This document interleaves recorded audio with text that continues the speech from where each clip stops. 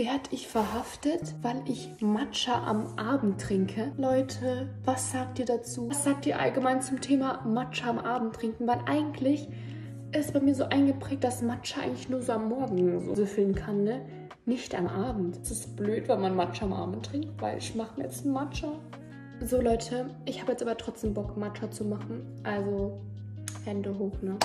Habe ich hier ein Billo-Matcha. Einen krassen Matcha nicht aufbrauchen, weil ich halt auch diesen Billo-Matcha habe, ne? Aber ich finde gerade den Milchaufschäumer nicht. Wir machen das jetzt einfach ohne Milchaufschäumer.